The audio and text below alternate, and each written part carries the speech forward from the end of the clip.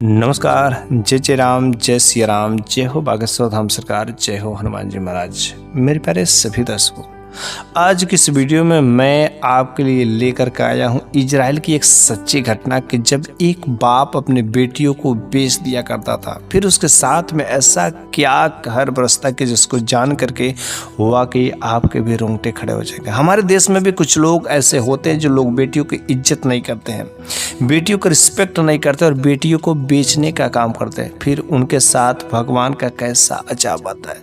शायद आप इस घटना को सुनेंगे तो वाकई आपकी भी चीखें निकल जाएगी, इसलिए आप इस वीडियो के अंत तक बने ही रहेगा। मेरे गांव के ही एक भाई हैं कि जब वे इजराइल में गए थे तो फिर उन्होंने यह घटना मेरे को बताया था, क्योंकि वहाँ पर उन्होंने देखा था, सुना था, तो वह बात मेरे से शेयर किया।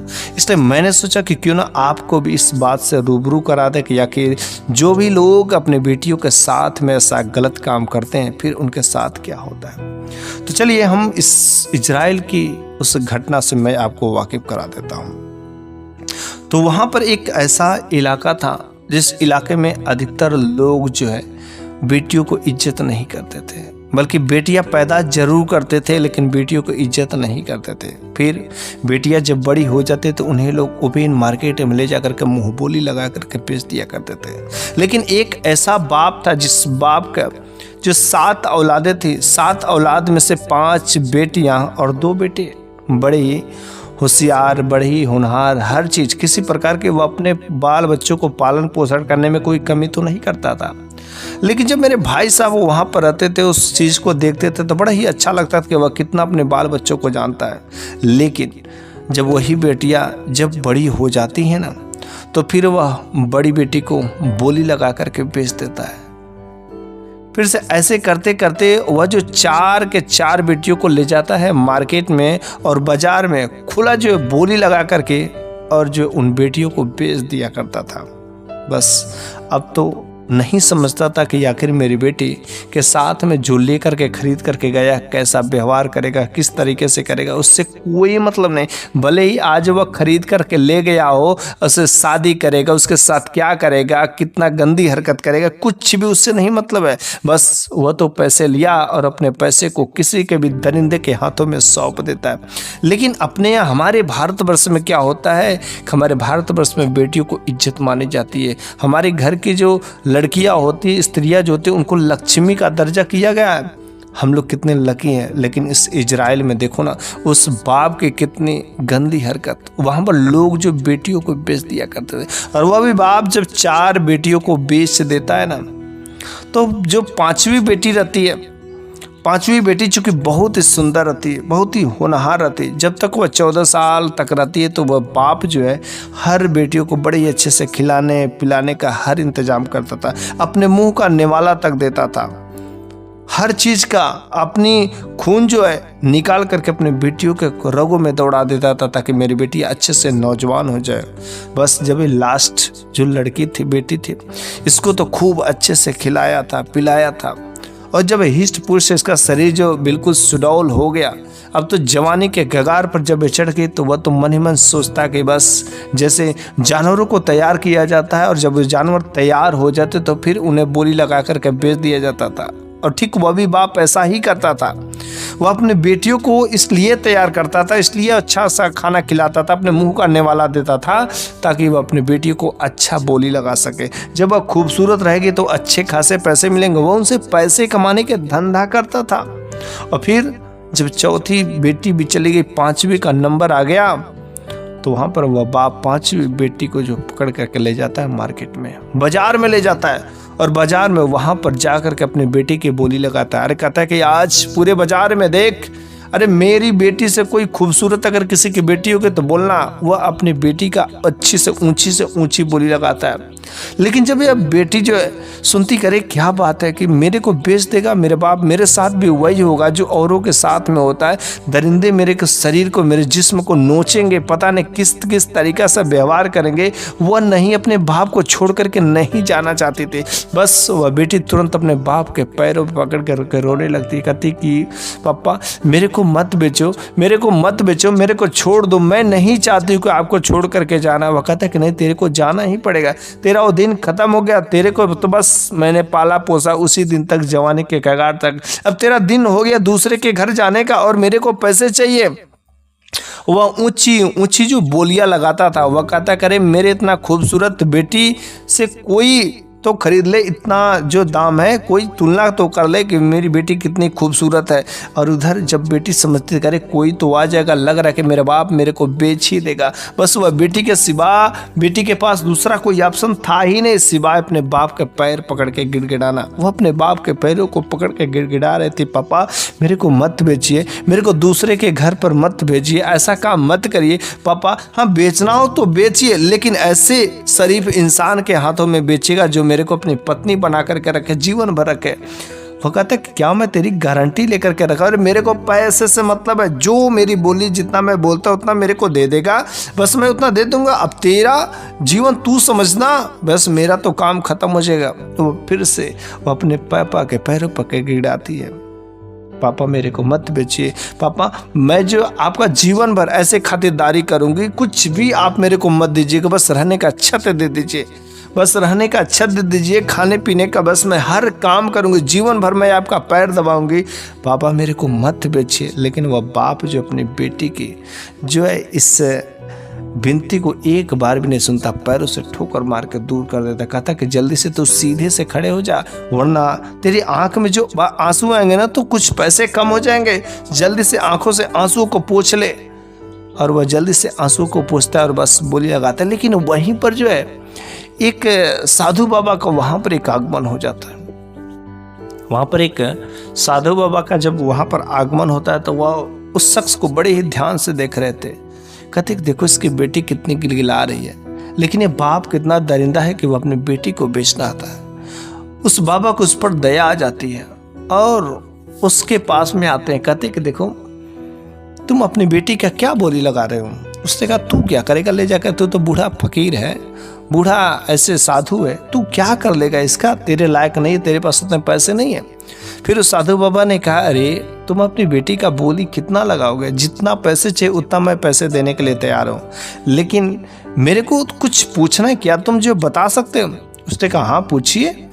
उसने कहा अच्छा तू एक काम जो करता है, बेटियों को बेच देता है, बेटियों को पैदा करता है, बड़े नाजुक से पालता है। कहता है कि हाँ मैंने तो बड़े अच्छे से पाला, हर चीज़ की कोई कमी नहीं की है, हर तरीके से अपनी बेटियों को जो परवरिश की जो करना चाहिए और मैंने की है। जैसे मैं जानवरों को तैयार करता हूँ वैसे मैं अपनी बेटियों को तैयार करता हूँ। और जब मेरी बेटियाँ जवानी की सीढ़ी पर चढ़ने ही वाली रहती तो बस मार्केट में बोली लगा कर हम लोग बेच देते हैं। उसने कहा वाह क्या गजब का, अच्छा बता तू ही करता है कि तेरे बाप ने भी ये सब काम किया था।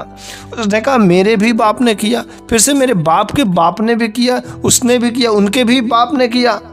तो इस तरीके से हर लोग जो करते आ रहे हैं, इसलिए मेरे को भी मैंने भी यही सीखा है कि बस बेटियों पैदा करो और बेटियों को जो है मार्केट में बोली लगा कर बेच दिया जाता है और कुछ नहीं।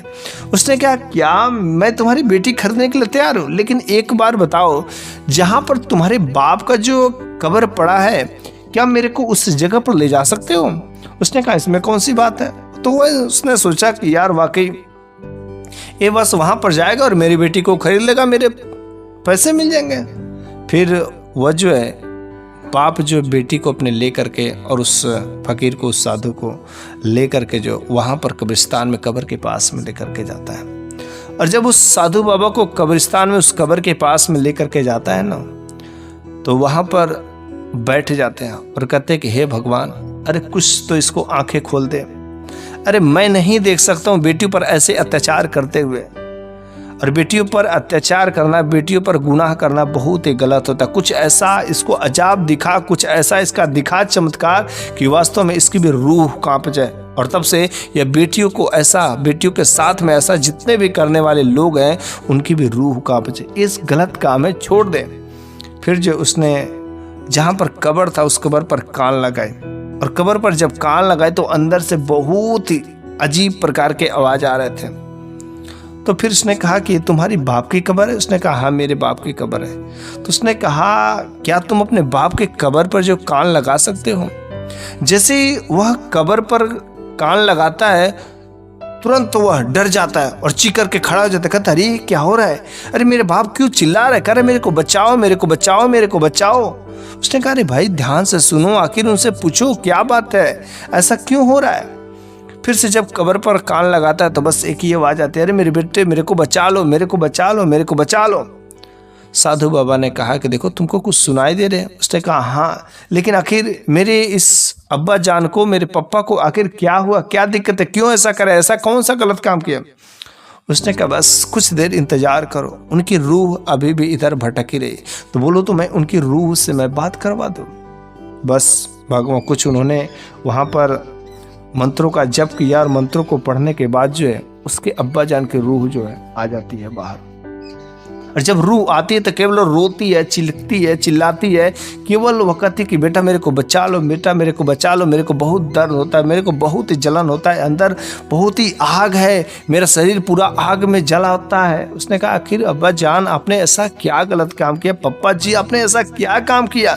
उसने कहा बेटा मैं तुमसे क्या बताऊं कि जो तुम काम कर रहे हो ना बिल्कुल गलत है, उस समय मैं भी किया करता था लेकिन मेरे को नहीं पता था, लेकिन बेटा अभी भी तुम्हारे पास फुर्सत है, इनकी बात मान लो, जैसा कहते कर लो, वरना तुम्हारे भी ऐसे ही तुम्हारे शरीर के साथ, तुम्हारे रूह के साथ ऐसा ही हश्र होगा। तुम्हें जो जन्नत में जगह नहीं मिलेगी, नरक में भी ठिकाना नहीं मिलेगा, और नहीं तो कब्र में तुमको जलाया जाएगा। खतरनाक खतरनाक सांप बिच्छू तुम पर अटैक करेंगे, तुम्हारे पैरों में बेड़ियां पड़ी रहेगी, तुम्हारे हाथों में जंजीरें पड़ी रहेगी, ताकि तुम जो चीखना चाहोगे, चिल्लाना चाहोगे, इधर उधर हिलना चाहोगे, अपने आप को बचाना चाहोगे, लेकिन अपने आप को बचा नहीं पाओगे, तेरे को नरक में भी ठिकाना नहीं मिलेगा। इसलिए बेटा मैंने जो गलत काम किया वैसा तुम मत करो। उसने कहा पापा जी आपने तो किया था, तो आपके पापा ने भी वही किया। उसने कहा आपके भी पप्पा ने कहा हाँ बेटा बात सही है कि सब लोगों के साथ देखो ऐसा ही असर है। तुम्हें विश्वास नहीं होता तो जाकर के उनके भी कब्र पर हाल चाल देख लो, कान लगा के देख लो, आज भी उनके रूह भटक रही है, वे चीख रहे, चिल्ला रहे, क्योंकि उन्होंने बेटियों के साथ में बहुत ही गलत काम किया। क्योंकि हम लोगों ने उन बेटियों को उन दरिंदों के साथ में, उन हत्यारों के साथ में मैंने बेच दिया। मैंने नहीं समझा कि मेरी बेटिया के साथ में वो लोग क्या करते होंगे। मेरी बेटिया को लोग जो इस्तेमाल करने के बाद लोग छोड़ देते थे, गली गली में मेरी बेटियां भटकती थी, और बस उनका सांप जैसे जैसे वे भटकते थे हम लोगों के ऊपर जो उनका कहर जो बरसता था। इसलिए बेटा तुम ऐसा काम मत करना। वहाँ पर जैसी यह बात उस बाप को सुनता है ना, उसकी आंखें खुल जाती है और तुरंत उस साधु बाबा के चरणों में गिर जाता है। कहता है कि बाबा मेरे को बचा लीजिए, मैं नहीं चाहता कि मेरे बाप के साथ में जो हो रहा है, मेरे बाप के साथ इस कब्र में जो हो रहा है मेरे साथ ना हो। मैं मरना चाहता हूँ तो सुकून से मरना चाहता हूँ, ताकि मेरे को भी जन्नत की हाजिरी हो। बाबा जी मेरे को रास्ता दिखाए। उसने कहा इसमें रास्ता की कोई बात नहीं है, बस तुम भगवान की भक्ति भाव करना शुरू कर दो, भगवान की पूजा पाठ करना शुरू करो, हर तरीके से नेक काम करो, लोगों के साथ में सहायता करो। बल्कि जो सबसे गंदा काम है बेटियों को बेचने वाला, एक काम बिल्कुल ही मत करो। हाँ अपने बेटी का हाथ जो, अगर तुम्हें कोई शरीफ शख्स नौजवान अच्छा खासा सही अगर आदमी मिल जाए तो उसके साथ अपनी लड़की की शादी कर दो, लेकिन इस तरीके से बोली लगाकर अपने बेटी को मत बेचो, वरना तुम्हारे साथ भी ऐसा ही असर होगा। वहां पर उसकी आंखें से आंसुओं की धारा बहती रहती है, आंखों से आंसुओं की इतनी धारा बहती, खून के आंसुअर होता है, ताकि मैं क्या कर रहा था, मैंने तो कितने सारे गुनाह किए। मेरी जो 5 बेटियां थी लेकिन मैंने 4 बेटियों को बेच दिया, और एक बेटी जो बची थी उसने अपने बेटी को तुरंत अपने दिल के टुकड़े से मैंने दिल से लगा लिया। फिर कहा बेटी अब मैं तुम्हारे साथ में ऐसा गलत काम नहीं कर सकता, अब तुम्हें मैं नहीं बेचूंगा, बल्कि मैं तुम्हारा किसी नेक शख्स नौजवान लड़के के साथ में मैं तुम्हारी शादी कर दूंगा, फिर तुम खुशी सलामत से रहना, कुछ भी नहीं हरकतें होगी। वह बाप की आंखें खुल गई थी। वह तुरंत जहां पर वह बेचा था अपने उन बेटियों को उन घरों जाकर के पता लगाता है। उनकी हालत बहुत ही खराब हो गई थी, क्योंकि उन जालिम दरिंदों ने किसी बेटी को ले जाकर के कोठे पर रख दिया था, तो कहीं पर धंधेवाली का लगा दिया था, कुछ को तलाक दे दिया था, तो कुछ ऐसे ऐसे सब गलियों में इधर उधर हर जगह भटके थे। ले उस बाप ने अपनी सब बेटियों को जो किसी न किसी तरीके से पैसे दे करके छुड़ा करके अपने घर पर बुलाया, और फिर जो है उन बेटियों की शादी जो है कि शादी करने के बाद एक अच्छे से हर परिवार का सबका परिवार बसाया, और वह जो है भगवान का पूजा पाठ, भगवान की भक्ति भाव में वह जो बाप लीन हो जाता है। और इस तरीके से उसके साथ जो गुनाह होते थे वह अपने गुनाहों का प्रायश्चित करने लगा और फिर उसकी ज़िंदगी अच्छे से संवर गई। लेकिन यह बात जब पूरे इजराइल में उस जगह पर फैल जाती है तो सब लोग जो है अपने अपने भगवान का वह जो पूजा पाठ करने में लग जाते हैं और धीरे धीरे वहाँ पर स्थिति में सुधार आने लगती है, क्योंकि ऐसा हश्र देख करके काफ़ी लोगों की रूह कांप गई थी। इसलिए मेरे प्यारे सभी दर्शकों, इस वीडियो के माध्यम से मैं बस एक ही बात आपको बताना चाहता हूँ कि हमारे घर पर जो बहू बेटियाँ होती ना, कभी उन लोगों के साथ में अत्याचार ना करें। खास तरीके से अपने बेटियों को, कुछ लोग ऐसे होते हैं जिन पर दया नहीं दिखाते, अपने बेटियों को जो है उन दरिंदों के घर, उन लोगों के घर ले जा करके बेच देते हैं पैसों की लालच पा कर, पैसा कुछ ले करके। ऐसा बिल्कुल गलत काम नहीं करना, क्योंकि ऐसा काम करने वालों के साथ में भगवान का बहुत ही ज़बरदस्त साथ पड़ता है और उन्हें कभी क्षमा नहीं मिलती है, उनका नरक में भी जगह नहीं मिलता है। इसलिए हम सभी को अपने घर की जो बहू बेटियां होती हैं उनका इज्जत करना चाहिए और इस प्रकार के वीडियो को आप अपने तक ही सीमित नहीं रखिएगा, क्योंकि यह जो बहुत ही सामाजिक जो है सोशल मैसेज है इस वीडियो के माध्यम से मैंने जो दिया है, आप इसको अधिक से अधिक लोगों तक पहुंचाइएगा ताकि सभी लोग इसके माध्यम से जागरूक हो सकें और अपने बेटियों को जो सही तरीके से इज्जत करें और उनके घर में जो माता लक्ष्मी का भी आशीर्वाद लगे।